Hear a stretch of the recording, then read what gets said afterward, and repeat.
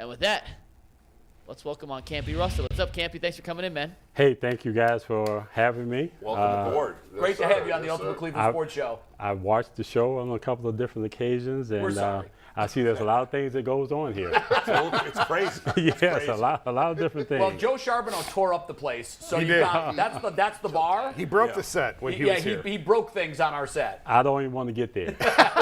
You're a smart man, Campy. I'm not that kind of guy. You're a smart man. We had Kaylee on 2 days ago. Okay. But I think she was scared to come in studio. So Yeah, she did remote. She's like, I'm not getting near you guys. She wanted to come in. She No, really I'm did. kidding. she really? was scared, but Yeah. And then she saw Bull was going to ask her about the Astros, and Yeah, she's like, yeah. I'm out. Oh, yeah, which yeah, he did. yeah. Yes. He couldn't help himself. Yeah. Let's ask you about the Cavs. Last night was another one of those games where you just felt like, even though they had a nice lead, you knew that the Sixers had a run in them. They pulled it out. It kind of feels like though they've made a jump, they're still not quite in that elite bubble yet. Does it feel that way to you, or am I wrong?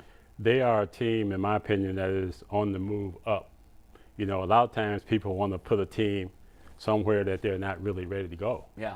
But I feel that this team, based on this personnel and their chemistry, how they form together, and how they get it done on the defensive side of the ball, and how they just play together, you know, definitely has a lot of space to go up. Mm-hmm. You know, but I just think we all have to just kind of go along with the ride. You know, I think a lot of times people want to stick somebody somewhere before their time. So we need to be patient. Oh, absolutely. Because this is a young, up-and-coming team that has a lot of great personnel on it, and the biggest thing they have is chemistry amongst themselves, and that's a key factor. This is, correct me if I'm wrong, it's the second youngest team in the league. OKC and then Cleveland, I believe. Yes. Well, it could be either way. So when you you know. look at that, it's amazing where they are. But I feel like the Donovan trade sped up the clock for a lot of people. Once you make that move and you push your chips in, now the clock's running. So how do you balance, oh my God, look how young this team is. Look how much ceiling they still have to go with. Well, they've got the superstar here. They've got him 3 years under control. We've got to do this right now. Well, so you're asking me what? What How do you asking? balance those two? It's the youngest team in the league, but now you've got the superstar here. Well, the only thing I was really talking about, you know, is expectations. Mm-hmm. You know, I think everybody wants you to go from right here to here. And there's a process. You know, you have to go through that. And when you pick up a guy like Donovan, all of a sudden, people are looking at it and say, well, why aren't we here? You know, but it's a process that you have to go through in terms of getting used to each other, you know, just going through this process. And I think that's the thing that everybody has to understand, that there is a process that we have to go through, and they're on that road. And I believe that we're going to get there because of just the overall talent that we have. And Coach Bickerstaff has done a great job with this basketball team, and we have the personnel. yeah, it looks like they're going to finish as the 4 seed, right? They're pretty much locked in there with 10 games to go. Who will they play in the first round? Could be the Knicks, could be the Nets. Do you think that one of those teams is a better matchup, or does it not really matter? To me, it's the way I play, the way this team plays itself is whoever's in front of us, that's who we have to deal with. You know, whether it's the Knicks or whoever that other team may be. But the attitude has to be all about, you know, we are a very good basketball team in terms of the Cavaliers, and that they have the ability to beat anybody because they've been doing it pretty much all year long. Even some of the, you know, the Boston Celtics, the, you know, Philly. Right. You know, we have played well all year. What do you make of the disparity, home and road? Is it just that they're young? Because they've played so great at home, they've really struggled on the road for the most part. What do you make of that? You know, a lot of teams struggle, you know, on the road. Yeah. You know, and I know we can look at this team and say, well, if you're as good as you say you are, why you struggle on the road? But, you know, the road is what it is. You know, you're going to go there, and the other team is going to have their fans there, and now you got to overcome all that. But at this particular point, the Cavaliers are doing a good job of playing, whether it's on the road or at home. Particularly at home, they're really good. Yeah. And like most young teams, even the team that I played on years and years and years ago, we were very good at home too. And we was not necessarily a young team.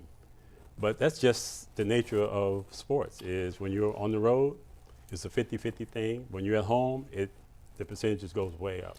You know, Campy, when you look at it, you said the team is very talented. They got all the roles. They got the closer. They got a young point guard that could deliver. Evan Mobley is showing more offensive ability, and he's been, as of late, been putting up some bigger numbers. What is your expectation for the playoffs? A lot of people say if they win a first-round playoff series, a lot of people will say, we'll take that.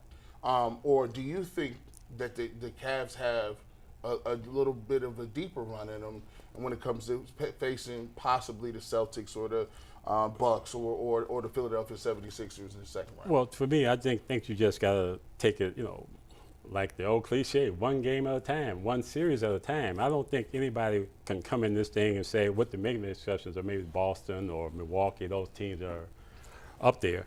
But for this Cavalier basketball team, the expectation is to make the playoffs and make as long a run as you possibly can make. I think that's the only way that you can look at it, because, we all can sit back and say where they should be based upon each of our opinions. But for the most part, you just have to let it play out. And that's the kind of person that I am when I look at it, is just let it play out. And let's see what happens, as opposed to let's try to prognosticate what's going to happen. And a follow-up to that, do you think that's because of the Cavs have been built one way that's been successful in the past with LeBron, right? When you get LeBron, you play for championships. That's just what it is. Do you think because we've seen that type of Cavalier team as contenders of the playoffs that we kind of don't know how to go about watching this team, because this team was built a completely different way. Younger guys, mixing, passing the ball, everybody getting touches. You think that we kind of forcing the LeBron expectations a little bit on this team? Well, none of us here, all of us here know that there is not but one LeBron James. So we really have to just sit here and just allow our ownership, our general manager, our coaches, and our players to come together and make this happen. There's always expectations that we as fans put on teams, because of our own expectations and our own excitement about that particular team. So for me, this team is right where it's supposed to be at this particular point. Yes, I believe that we're definitely going to get better. And when you have the personnel that we have in terms of J.A., Mobley, Donovan, the guards, the bench is really becoming to be more impactful now here all of a sudden, which is a good thing, it's a positive thing. So for me, I'm just looking at the game from the standpoint of, let's just go down the road. Let's see what happens. Let's not get too far down the road thinking about a championship. Let's just look at where this team is now and where they have the ability to go. Cam, you talked about the chemistry being great. Kaylee said the same thing when she was on with us. She said, because she's covered some other teams recently, other places, she's the best chemistry she'd ever seen on a team. Yeah. We know Donovan Mitchell is the best player. Is he also the leader, or who is most responsible for that great chemistry? Is there one guy who's an emotional leader on the team? Well, chemistry comes from, everybody. Sure. There's not a There's not person one guy that brings it all together. that walks out there and say, okay, well, here's the ingredients. The final ingredients just walked in here. Yeah. No, Okay. it's everybody. And for all the good teams that we have had in Cavalier history, you look back at them, with the exception of LeBron James, which was the epitome of basketball at this particular point. Yeah. But you look at the Doherty, Price, and those guys. You look Yeah. at the team that I played on in the early '70s. You look at just look at it from that perspective. All those teams had the same thing in common. They did this. They came Yeah. together. Right. And they played together. They fought together, and nobody was beyond reproach. That's good. Sometimes Yeah. you're on teams or the guy who's supposed to be the best player is beyond reproach. And when you have that type of element, in my opinion, it creates this uneasiness there. But for this team and the teams I played on, as well as Brad Daugherty and those guys, nobody was beyond reproach. And when you have that kind of chemistry and that kind of togetherness, the sky's the limit. This team does remind a lot of people of the 80s teams that you're just talking about. These guys are not out on Instagram. They're not fashion. You know what I mean? Right. They're not caught up in a lot of the social media that a lot of today's players are. They play video games and they keep to themselves, and they're just kind of quiet, low-key guys. Does it feel like that 80s? The Doherty, Price, Nance era? Because those were just quiet, regular guys who just fit really well together. Does this team feel like that team to you? Well, I'm going to always put our team in there too because I'm too young to remember that. And I'm not. hey, and that's okay. That's okay. But you missed something. If you didn't see our team, if you didn't know our team, you missed something. So when I look back at the Brad Daugherty's team, talented team, beyond reproach. They're just a very talented basketball team. And they had a great coach who really understood how to push those buttons and keep them connected. And plus they had the right kind of guys, similar to what we have right now, who are connected together and they have a good feeling for each other. When you have that dynamic on a basketball team, you got something really special. Now you have to just continue to build on it. But what that also does is create this great expectation, from fans and from sports media and whatever, that it should happen right now. Yeah. But it all takes time and it all comes together on its own. Campy, when you played, obviously, and for me growing up, to me, '80s basketball when I was a kid was the best, and I loved, all those great centers that played low post basketball. Now most of the centers are shooting threes and that doesn't really exist anymore. Do you think we'll ever see that come back? Or is that gone forever? Who knows, number one, but Yeah. I think in some respects it's been a good thing, in terms of being able to spread the floor, as opposed to being packed in this confined area and then have to really battle, physically battle. Yeah, right. With the game kind of spread out, is more up and down the floor. It kind of opens the game up and it becomes more entertainment and even more competitive in some regards. So yes, we all grew up with this center position that was a force. Yeah. And we still have some centers in this league that are forces. We saw one last night. Yeah.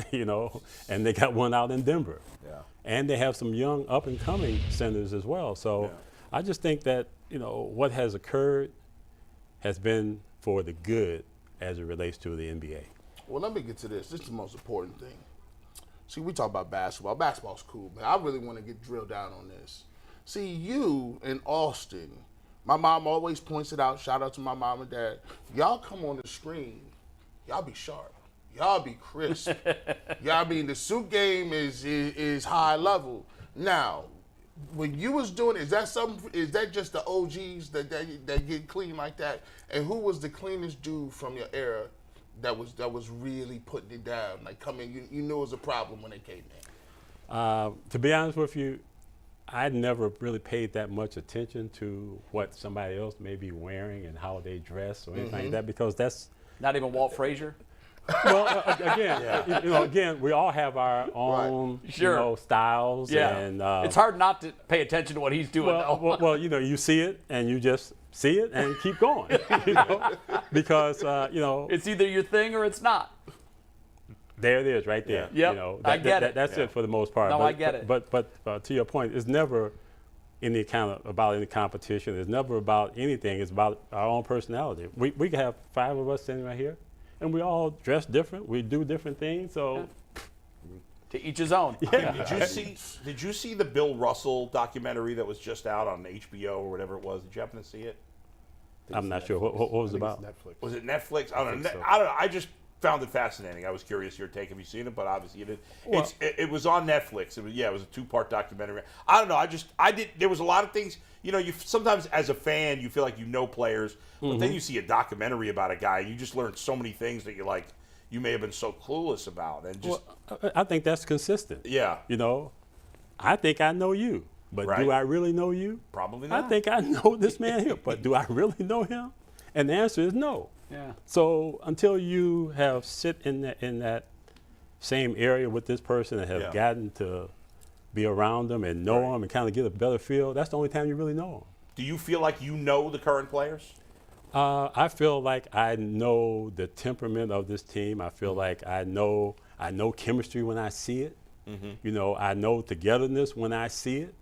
Because any kind of team, any team that I have been on, maybe with the exception of one team, and that was my last year with the New York Knicks, where I saw the chemistry was not there because there was no synergy between the players. Right. But when you see the synergy and you see the togetherness, it's so visible that you can't deny it. You can't deny it that it's not there. And that's what I see with this team. Of all the phases of the game, Campy, which makes this Cavs team most vulnerable? In the playoffs, when you get multiple games against an opponent, they look at what you do and they find your weakness and they try to exploit it. What would this team's Achilles heel be? It's kind of hard to say. Is it three-point shooting? Well, no. I mean, three-point shooting is like 2-point shooting is like it's going to come and go. Yeah. It's going to come and go. I think it's going to come down to which team is going to be more consistent in terms of defensively. Right. And who can make the right adjustments, as well as it's going to come down to who's the toughest. Because at some point in time during any game, football, basketball, baseball, whatever you want to call it, it's going to come down to a moment of toughness. You mean mental toughness just or both? toughness overall. Yeah. As an entire team, as individuals, it's all going to come down at some point. Right. And I believe this team is in position to really compete and play against any team that will be in the playoffs. Wow. I just believe that because I see it. And if they're healthy, you got J.A. and Mobley out there at the same time. And How's he doing? Is he okay? I'm assuming he is. Yeah. When you got that kind of chemistry and you got the backcourt and our bench now is playing better basketball, you see in this window right now that we're looking at, the bench is playing good basketball. LeVert has stepped up his game. Yeah. He's playing outstanding. So, it's just going to come down to which team can, to your point, which team can make the best adjustments. Yeah. You've played against a lot of great players. You've seen it. You watch the game a lot. When people were raving about Mobley and what he brings to the table in his development, what's the most, what's the best part about his game that you were kind of like, wow, this kid is really good, really young? Well, for me, it's that Mobley, from what I've seen of him, is a winner. He can give you whatever you want at any given time. But as sports people, we want you to, give it to me right now. But for me, Mobley is a winner. He is a guy that can impact the game all over the floor. He's 7 foot. He can put the ball on the floor. He can drive. He can make plays. He sees the entire floor. I mean, he's just an incredible player. They use DG used the word unicorn. And if unicorn means unique, that's nothing that you see very often, that's who Mobley is. Yeah. And that is the impact that he has, the ability. And he's only going to get better, as he matures, understand where his game fits within the grand scheme of things and how he can take over a game in certain situations. The sky's the limit as far as I'm concerned with his talent level. In 2014, I died a bloody death on Miller Hill, and I said Mike Miller was going to win the Cavs a playoff game. And it became this running joke where Mike was even leaving the facility one day in his truck, and he goes, "Don't give up on me. I'm like, you better come through for me. I got my ass on the line for you." And it never happened. Mike was done. He never really helped the Cavs. I think I'm going to go back on the hill. I think Danny Green is going to play an important role for this team in the postseason. Am I nuts? He's not even on the floor right now. He's not even playing. I still think with his experience and his shooting, I think Danny Green can play an important role for this team in the postseason series. Well, if you're asking me whether that's going to happen or not, We haven't seen anything. I don't know. I thought you was gonna give us some words of encouragement. Danny Green, No, I he's don't. gonna come through for us. So we ain't worried about that. No, again, we all sit back and think what we think, okay? But from a reality standpoint, we don't control any of that. I don't control it, certainly. But I know that this is a team that we have. And I'm walking away from this Green thing because I have no idea. But I believe that this is the kind of team that we have that the expectations are there, and I believe they have the ability to continue to climb and get better. And I think that's the only thing that we can really ask for at this point. You know, somebody may say, well, they need to, you know, they should be in the finals. Yeah, okay, but let's get there.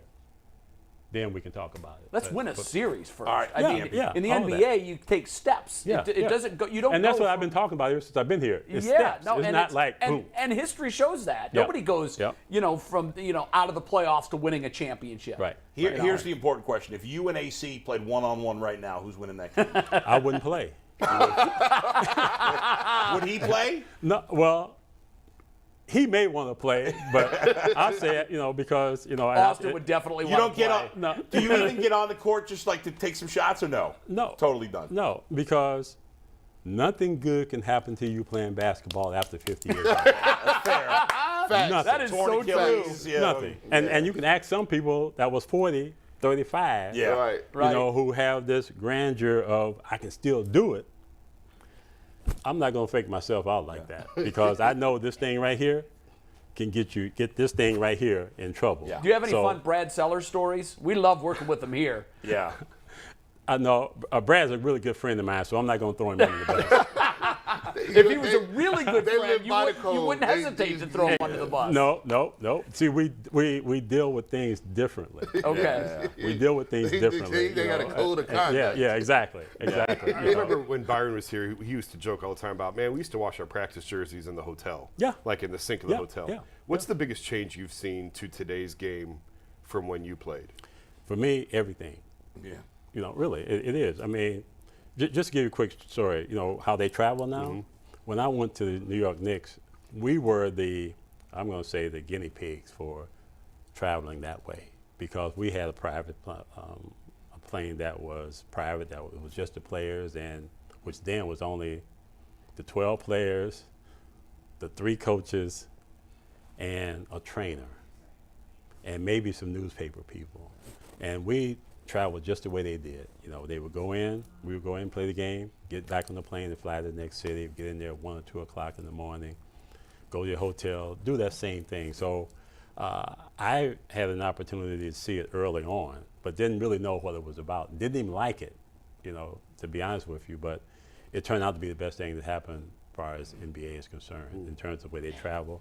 But a lot of things have changed, and for me, for the better. You know, when you look at the popularity of this game now, it's a worldwide game. You look at, you know, the different ethnics that are a part of this game now. And back in our days, it was just it was either you was either black or you was white on the team. Yeah. Right. That was it. And in some cases, you know, it was not a good picture at that time in the 70s and 80s, you know. But now because of the inclusion that we have created, the NBA has created, that is why it's probably one of the most popular games in the entire world. Yeah. Because of that, of bringing everybody together. Are you surprised at all? I guess nothing he does surprises anybody, but like LeBron, for a basketball player, he's old. And he's still one of the 10 best players in the league. Like, could he still play at this level at 40, at 42? I mean, would you bet against him on anything? Well, you know, LeBron is, I'm going to say he's special too. He's that unicorn as well. You know, he gets it. He has done the things that was necessary to keep his body healthy, to work out, to get the rest, to do all the things necessary to put him where he is. Right. You know, so we all got to look at him and just say, hey, you know, he got it. He understood it. He knew what his roadmap was, what he needed to do to get where he is. And all of us have roadmaps, but a lot of times we get detoured because of certain things, whether it's an injury, whether it was something personal in your life or what have you. But here is the LeBron James who have just understood where he wanted to go. And he did exactly what he needed to do to make it happen without a lot of detours or distractions. With all the that's pressure in the world. Exactly. So Is he going to come back again, Campy? One more run? I have no idea. I'll never sit here and try to tell you about what somebody else is going to do. Campy, who was the one player that you most dreaded playing against? I don't think there was anybody that I'd have dreaded playing against because, I'm Your toughest matchup then. I compete. Sure. And I think I create just as many problems for them as they're going to create for me. Right. So who was the most fun to compete with? Well, who stands out? there was guys that I really enjoyed playing against, and one of them was Rick Barry. Right. And the other one was Bernard King. Oh, King was good. Those guys, they were competitors. They played with a lot of fire, and you knew that you had to bring your game too, because you're saying, hey, I can do this too. Right. Don't judge us, Campy, but the basketball player of the group is McNuggets, our producer. All 5, 6 of them. He played D3 hoops. Yeah, and he could shoot the lights out. So he's got a question for you. 5'6" was insulting. I know. I I'm knocked get it you down back a for that few one. inches. But Campy, Yes. if you had a 2-on-2 matchup, the two outside chairs, Jay and Bull versus Jason and G in the middle, who's winning that 2-on-2 matchup? How is he supposed to get that answer? That's an impossible question. Well, I did go to Well, we got a big man to fill it up. I went to Camp McKinley High School. I played basketball. I can't play basketball. Camp McKinley. So I'll take G. I'll take me and G. Yeah. I'm just going to feed into G. Can I take G? I'm going to use the eye test here. Okay. Yeah. I'm just going to keep it real simple. I'm not going to get into Yeah. nothing because this is I all say sight me and unseen. G against Jason and Jay. Who's this now? Hey, listen, I said it should be me and G. The two big guys versus the two. Yeah, I like our okay. chances. Yeah. We'll get up and down the You know floor on something? you guys. You know something? I'm going to take you two guys. Yeah. In that matchup right there, Yeah. because Physical. I know both of you have sense enough Yeah. to say, hey, look, you stand out here and let me stand here. Yeah. Neither one of them can move us. and by the way, You're right about that. Because they can't move us, That's right. we're gotta gonna be able to beat body their them. butt. That's right. I'm with you. I've retired. I ain't touching nothing of football, of baseball. I got you. Nothing. I ain't even running. His ACL tore a little bit just listening to Yeah, that just- conversation. Campy, it was great to have Thanks, you in. Campy. Well, thank you guys. Enjoy this Appreciate this it. run here, the last 10 or so of the regular season, and then into the postseason, Playoffs. Yep. whatever that should be. The great Campy Russell on Yes, the Ultimate sir. Cleveland Sports Show.